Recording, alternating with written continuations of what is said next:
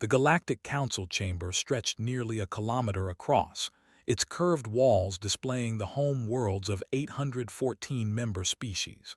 Rav stood before the assembly, her four eyes scanning the translated text on her for the third time. She couldn't believe what she was reading. "The human delegation claims," she said slowly, "that they have been crossing the void for 217 of their years." The chamber erupted.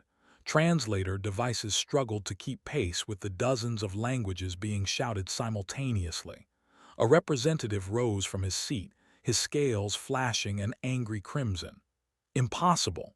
The void cannot be crossed. It is a fundamental law of galactic navigation."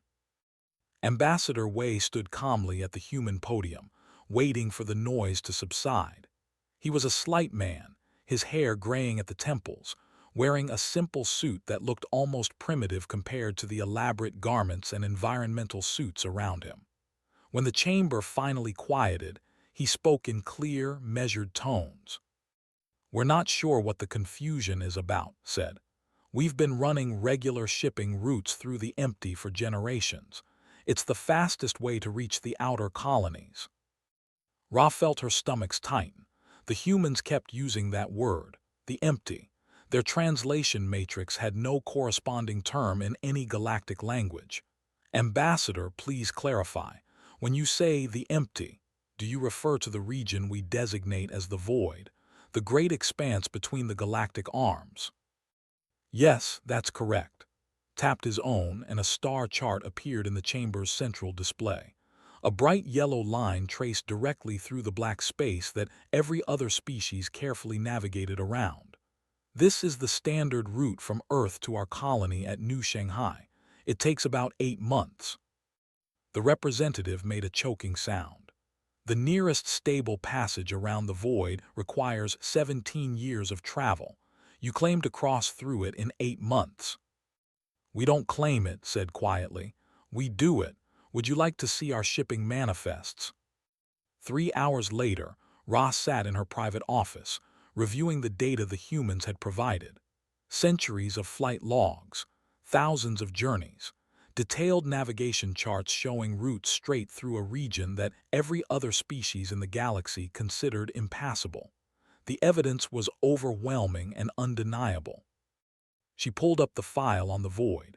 Every spacefaring species learned about it in their earliest navigation courses.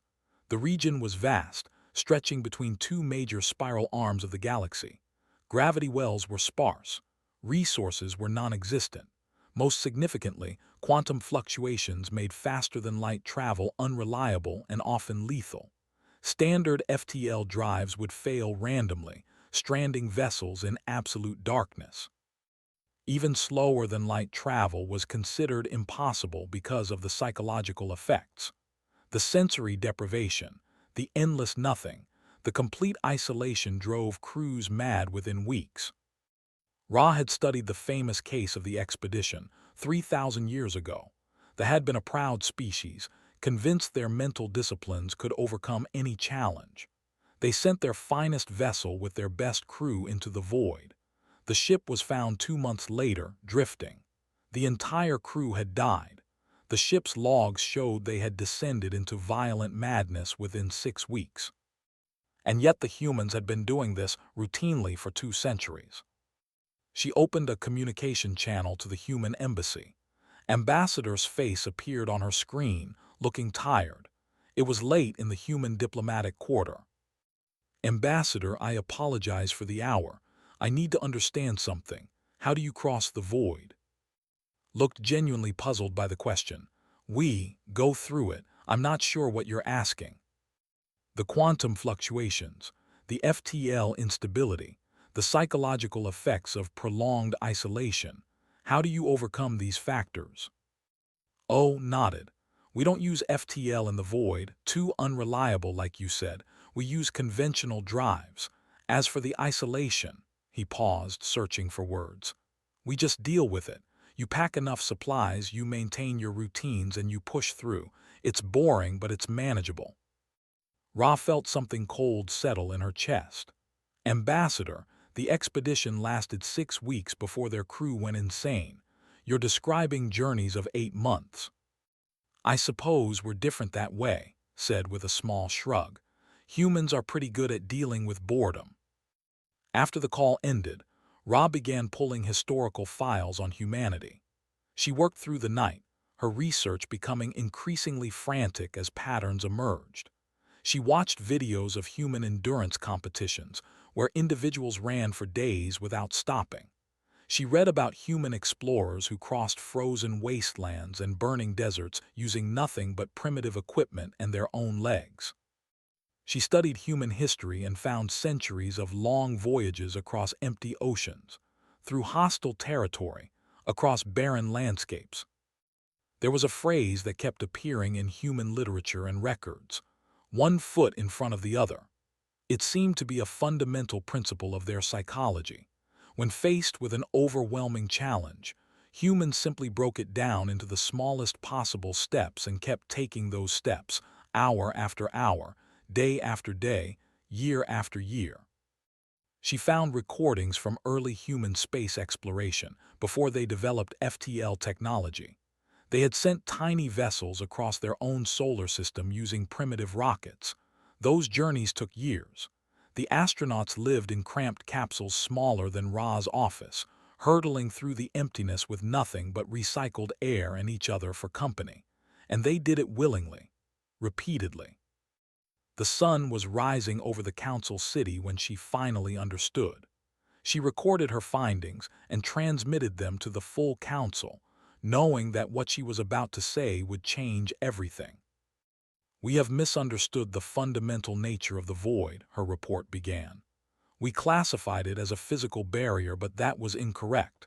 The void is not empty of matter. It is empty of stimulus. It is empty of change. It is empty of anything to break the monotony. For every species in this council, such emptiness is psychologically intolerable. We cannot endure it. The isolation drives us mad." She attached her research files, hundreds of hours of documentation on human behavior and history. Humans are different. Their evolutionary history shaped them in ways we did not anticipate. They evolved as persistence hunters. They did not kill their prey through speed or strength. They killed through endurance. They followed their prey for days until the animal collapsed from exhaustion. This trait carried through their entire development as a species. Ra paused the recording, collecting her thoughts. When she continued, her voice was steady, but she could feel her hands trembling. "Humans possess a psychological adaptation we have no equivalent for. When faced with monotony, isolation, or seemingly endless trials, they do not break. They settle in. They establish routines. They find ways to occupy their minds. They simply keep going. The void is not empty. It is patient. And patience is the one test humans were specifically evolved to pass." The response from the council was immediate and divided. Some species celebrated, seeing humanity's ability as a gift that could benefit the entire galaxy.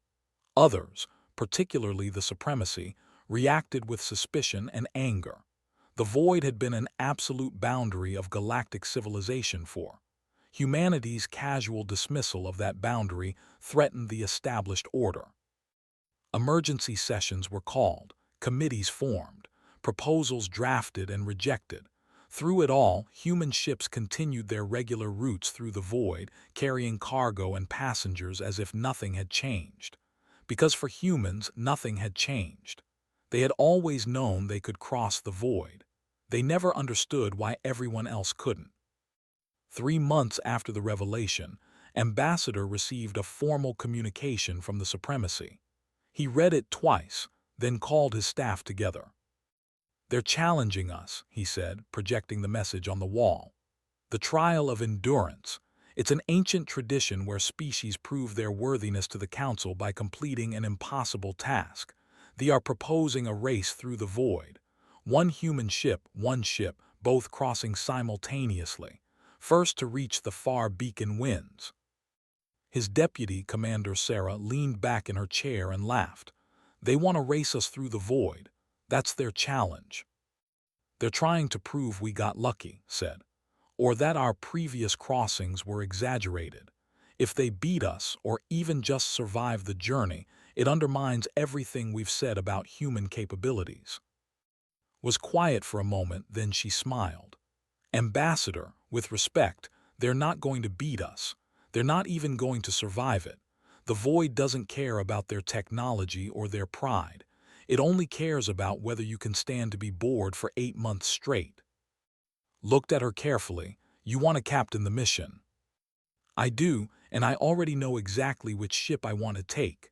She pulled up a file showing a mid-sized cargo vessel, nothing special about it at all. "The Persistent. She's made the crossing 42 times. Solid, reliable, boring, perfect for a boring trip." "They will bring their finest vessel," warned. "Let them," said. "Let them bring their experimental drives and their quantum shields and whatever else they think will help. None of it matters. The Void doesn't care about fancy technology. It just sits there and waits. And we're very good at waiting." Commander Sarah floated through the cramped corridor of the Persistent, checking her crew's preparations. The ship was old by galactic standards but meticulously maintained. She had served on vessels twice its size with half its reliability. That was the thing about human engineering. They built things to last, to keep running when everything else had broken down. Her crew of 43 moved through their duties with practiced efficiency. There was Lee in engineering, who could fix anything with spare parts and determination.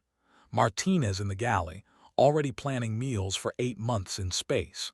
Young at communications, double-checking every system even though they all knew the equipment would work fine. They were professionals, but more than that, they were people who understood what the next 8 months would require. Patience, routine, the ability to wake up every single day and do the same boring tasks over and over again until they finally reached the other side. The vessel, Eternal Glory, hung in space beside them like a jewel. It was 3 times the size of Persistent, its hull gleaming with exotic alloys, festooned with sensor arrays and weapon pods. Had reviewed its specifications. The ship had engines that could theoretically push it through the void in 5 months instead of 8. It carried a crew of 300, all specialists chosen from the finest institutions of the Supremacy. A journalist from the media consortium had interviewed both crews before departure. The footage was being broadcast across the entire galaxy. Billions of beings watched as the captain spoke eloquently about honor, duty, and the technological superiority of his people.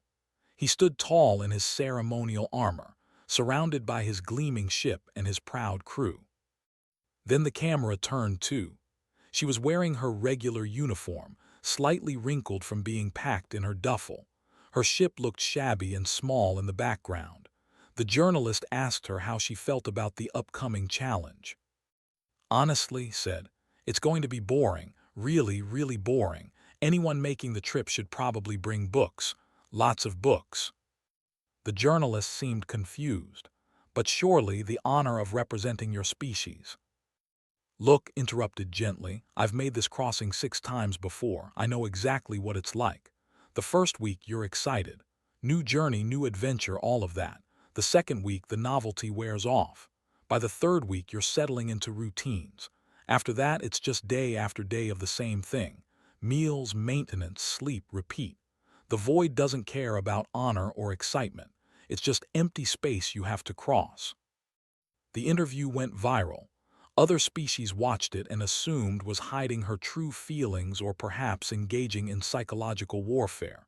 Humans watched it and nodded in understanding. Yes, they thought, that's exactly what it's like. Both ships entered the void on the same day, their trajectories monitored by observation posts at the edge of mapped space. The Eternal Glory immediately surged ahead, its powerful engines pushing it to speeds the Persistent couldn't match. Within the first week, the had opened a lead of nearly 1,000,000 kilometers. Media celebrated. Their captain gave daily broadcasts, his crew visible behind him working with military precision, every system operating at peak efficiency, every crew member focused on their singular goal. Victory was inevitable, they said. Humanity's reputation had been built on exaggeration and luck. Meanwhile, the Persistent maintained its steady, unremarkable pace, filed her daily reports brief and technical. Day 3, all systems nominal. Day 7, routine maintenance completed. Day 14, crew morale good. The reports were so bland that most news outlets stopped covering them. Inside the ship, life had already settled into comfortable patterns. Martinez organized a competition to create the best meal from ship supplies. Lee started teaching anyone interested in the fundamentals of engine maintenance. A movie night rotation was established. Someone discovered a deck of cards in the storage bay, and poker games became a nightly tradition. Week 6 arrived. The Eternal Glory continued to extend its lead, now more than 3 million kilometers ahead. But something was changing. The broadcasts were becoming less frequent. The captain's messages were shorter, his tone less confident. Behind him, the crew looked tired. Knew what was happening. She had seen it before in other species that attempted the void. The initial excitement was fading. The reality of endless, unchanging darkness was setting in.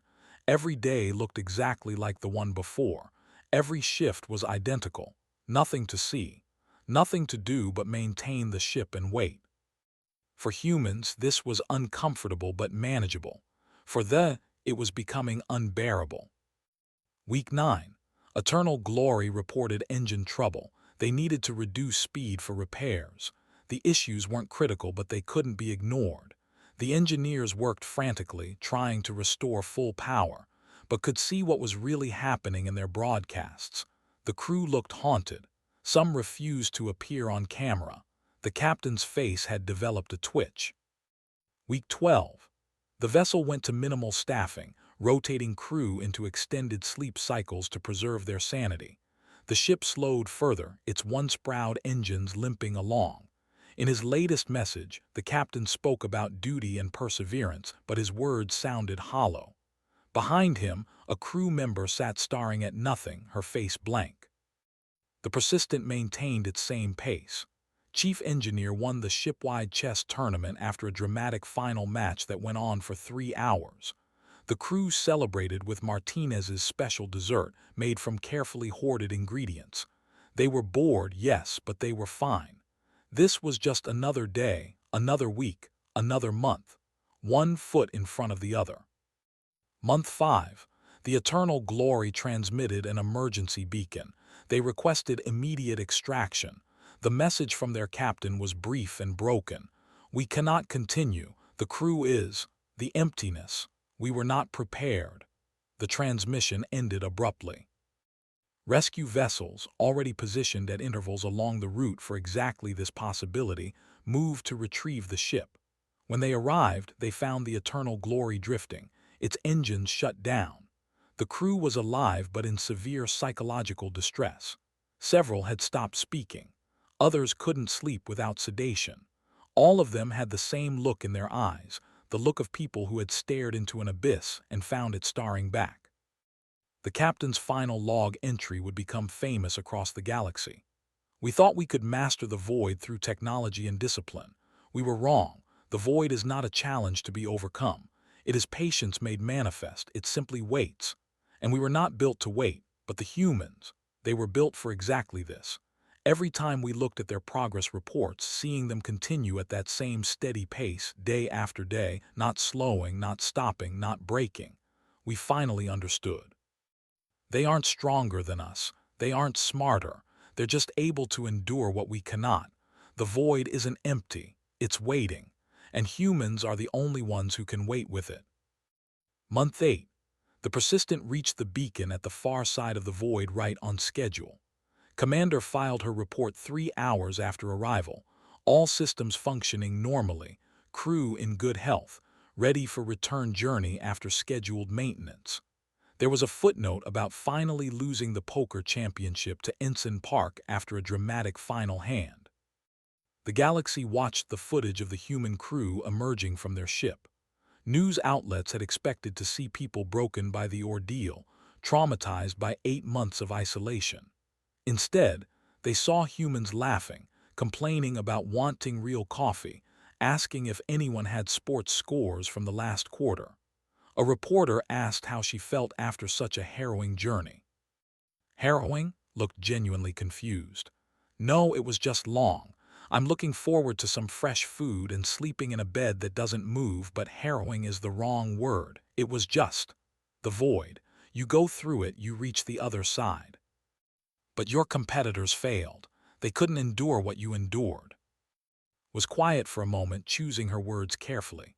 It's not about enduring. That makes it sound like some kind of torture. The void is just boring. Really, really boring. Most humans can handle boring. We dealt with it our entire evolutionary history. Long hunts that took days. Long voyages across empty oceans. Long winters with nothing to do but wait for spring. Boring isn't pleasant, but it doesn't break us. We just keep going. Ra published her complete analysis 3 days later.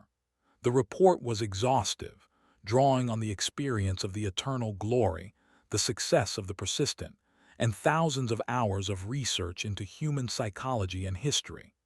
Her conclusion was simple and devastating to every assumption the galaxy had held about the limits of space travel.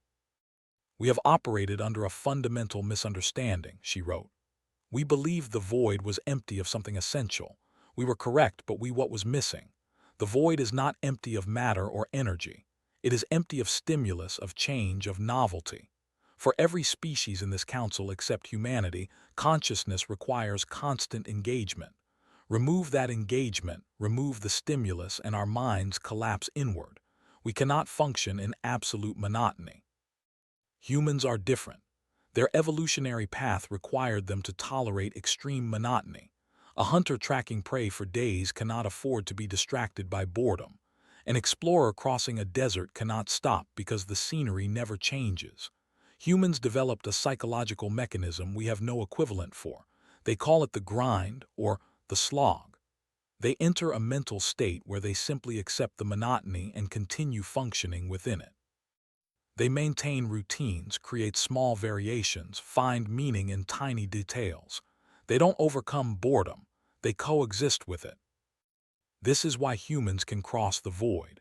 Not because they are immune to its effects, but because monotony itself is not harmful to them. They find it unpleasant, certainly, but unpleasant is not unbearable. They can wake up every morning for 8 months, perform the same tasks, see the same unchanging darkness, and remain psychologically stable. More than stable. They remain functional, productive, even relatively content. The void, Ra concluded, is not empty. It is patient. It simply waits, unchanging and eternal. And humans, alone among all known species, were built to wait alongside it. 5 years after the trial of endurance, the void had transformed from an impassable barrier into the galaxy's busiest shipping lane. Human vessels crossed it constantly, carrying cargo, passengers, and information. Travel time between the galactic arms dropped from decades to months. Trade flourished. Scientific cooperation accelerated. Species that had never met because the journey was too long now held regular diplomatic exchanges. The entire structure of galactic civilization was shifting, reorganizing around this new reality. Earth and its colonies, once on the periphery of Council space, suddenly found themselves at the center of everything. The shortest route between any two major regions passed through human-controlled space. It was an accident of geography, but the implications were enormous. Not everyone was pleased with these changes. The supremacy, still recovering from the humiliation of the trial, waged a political campaign to restrict human expansion. The void was unsafe, they argued. Human methods were reckless. Allowing one species to control such a critical route was dangerous. But these arguments found little support. The species of the Council had already tasted the benefits of human-operated void routes. Medicines that once took years to ship now arrived in months, saving countless lives. Diplomatic missions that were once suicide assignments became routine. Trade goods that had been luxury items due to shipping costs were now affordable. The galaxy had adapted to humanity's highway and had no intention of going back. Admiral Sarah, promoted after her successful completion of the trial, stood in the council chamber as humanity's representative. The years had added some gray to her hair, but had not diminished the steady competence in her eyes. She listened as the various factions debated humanity's role in galactic affairs. Then Ra stood and called for silence. "A new matter requires the Council's attention. We have received a transmission from the Remnant." The chamber went completely still. The Remnant were a species thought to have gone extinct 5,000 years ago, victims of a stellar catastrophe that had destroyed their home system. Every species learned their story as a cautionary tale about the fragility of civilization. "They are not extinct," Ra continued. "They survived in isolated colonies beyond the void, but now those colonies are dying. Stellar drift has carried their systems into increasingly hostile regions. They estimate complete collapse within 20 years. They are requesting Council assistance to evacuate their population." Ra projected a star chart. The remnant colonies were scattered across a region beyond the void. To reach them would require crossing not just the void, but the deep void beyond it, a region so vast and empty that even human ships would need 2 years to traverse it. The total journey, there and back with evacuees, would take at least 4 years. The representative stood immediately. "Impossible. The risk is too great. Even human vessels have limits. The deep void is 3 times wider than the standard void crossing. No crew could maintain psychological stability for that duration." Other voices joined in agreement. The mission was too dangerous, too expensive, too uncertain. The remnant colonies numbered in the billions, far too many to evacuate even if the journey were possible. The Council should offer support and sympathy but not attempt the impossible. Admiral waited for the debate to subside, then she stood. "With respect, it's not impossible, it's just long, very long but doable." The representative turned to her, his scales flashing anger. "Admiral, I have reviewed the psychological studies. Even human crews begin to show strain after 12 months in the void. You propose a journey 4 times that duration. Your people will break." "Some will," admitted. "We're not immune to the effects, just more resistant. A 4-year mission will push us to our limits. Some crew members will need to rotate out at staging points. We'll need excellent psychological support, but we can do it." She paused, looking around the chamber. "More than that, we should do it. The remnant are dying. They need help. That's reason enough."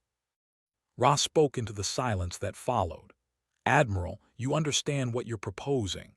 This isn't a simple cargo run or even a test of endurance. This is a sustained rescue operation in the most hostile environment known to exist. 4 years of your life minimum. Billions of lives depending on your success. If you fail, there is no second chance." "I understand completely." His voice was steady. "And I volunteer to lead the expedition." The Council debated for 3 more days, but the decision was inevitable. No other species could even attempt the mission. If the remnant were to be saved, humans would have to do it. The Council authorized the largest rescue operation in galactic history, committing resources and support, though everyone understood that the true burden would fall on human shoulders. Return to Earth to organize the mission. She needed volunteers and she needed ships. The journey would be brutal, the risks enormous.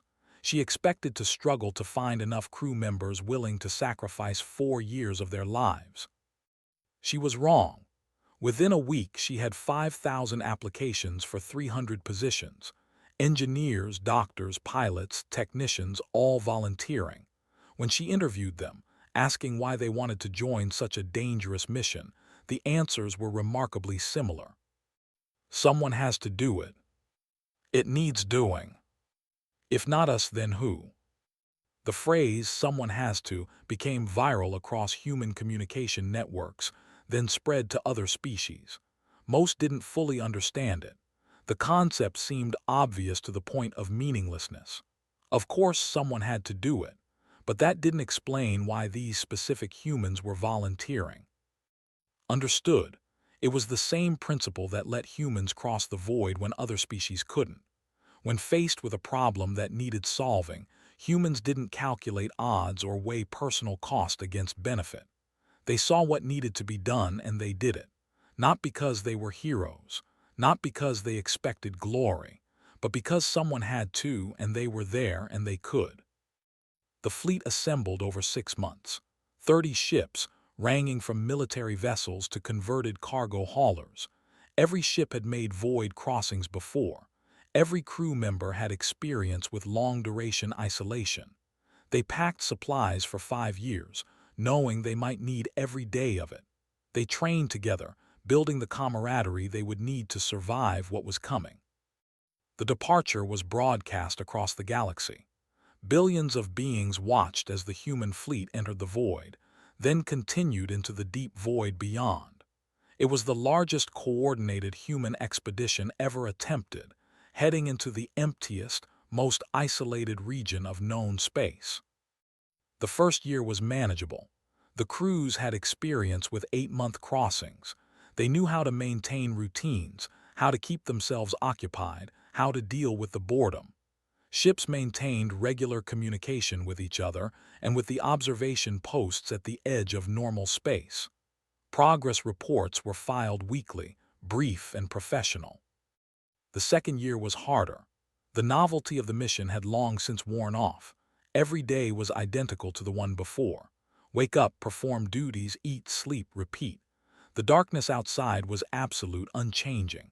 Some crew members began showing signs of strain, anxiety, depression, difficulty sleeping.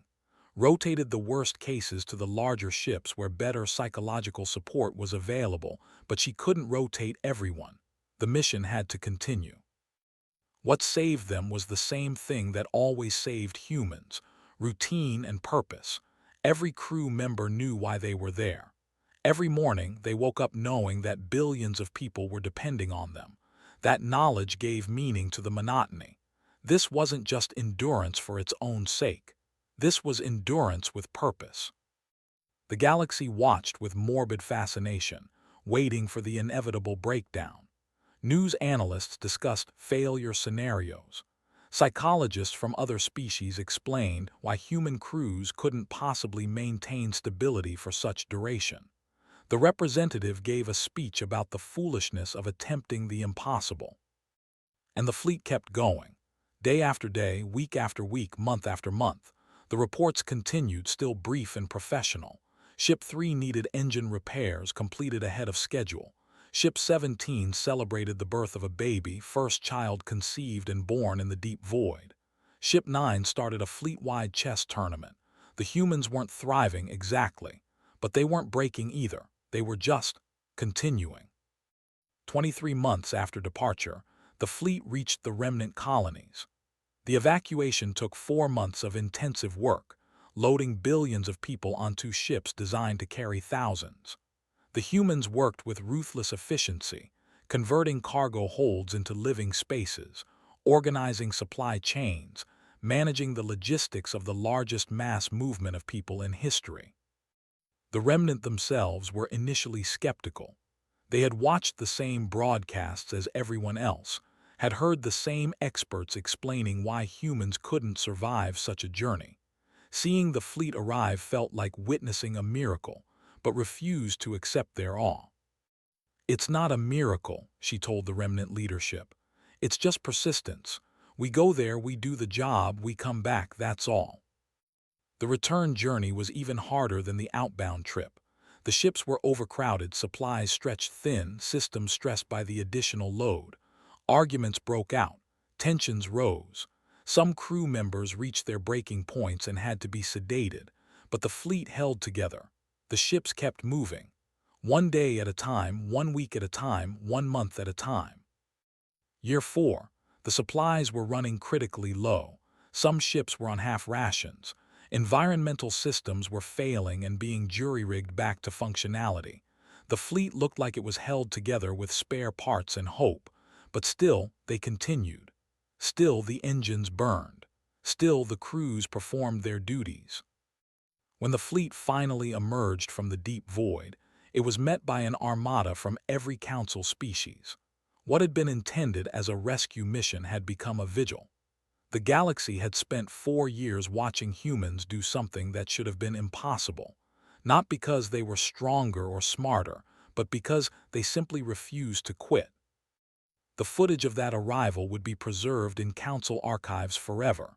30 battered human ships, barely functioning, emerging from the darkness with billions of remnant refugees. Admiral's face when she appeared on screen showed every day of those 4 years. She looked exhausted, older, worn down by the endless grind. But she was smiling. "Mission accomplished," she said simply. "All ships accounted for, all refugees safely aboard, requesting docking clearance and medical support." The remnant were resettled across Council space, their civilization saved from extinction. Admiral retired, turning down every medal and honor that was offered. The fleet dispersed, its ships returning to regular service or being decommissioned after their extraordinary journey. Life returned to normal. But the galaxy had changed. The understanding of what was possible had fundamentally shifted. If humans could spend 4 years in the deep void, what else might they accomplish? What other barriers might they cross simply by refusing to stop? Ra published her final paper on human psychology, titled The Human Paradox: How the Galaxy's Most Social Species Conquered Its Loneliest Space. Her conclusion was simple but profound. Humans do not conquer the void. They do not master it or overcome it. They simply outlast it. The void remains unchanged, as patient and empty as it has always been. But humans are equally patient. They can wait alongside the void day after day, year after year, until they reach the other side. This is not a superpower. This is not advanced technology. This is simply a psychological adaptation that evolution gave them millions of years ago, when their ancestors learned to follow prey until it collapsed from exhaustion. The lesson of humanity's success is not that they are exceptional. The lesson is that they are persistent. They see what needs to be done and they do it, regardless of how long it takes or how boring it becomes. They do not calculate whether the cost is worth the benefit. They do not debate whether the challenge is too great. They simply ask, does this need doing? Can we do it? And if the answers are yes, they begin. And they do not stop until it is finished. Across the galaxy, a new saying emerged in 1,000 different languages, translated and adapted but maintaining its essential meaning. It appeared on ships and in homes, in government chambers and commercial districts, spoken by species who were still trying to fully understand its implications. The void was empty until humans claimed it. Now it's just the long way home. The phrase meant different things to different species. To some, it was a statement of admiration. To others, a warning. But to humans, it was simply a fact. The void had always been passable. You just had to be willing to be bored for a while. And boredom, humanity had learned long ago, was survivable. Unpleasant, yes. Tedious, certainly. But survivable. One foot in front of the other. One day at a time. Keep going until you reach the other side. It wasn't glorious. It wasn't exciting, but it worked. And sometimes that was enough.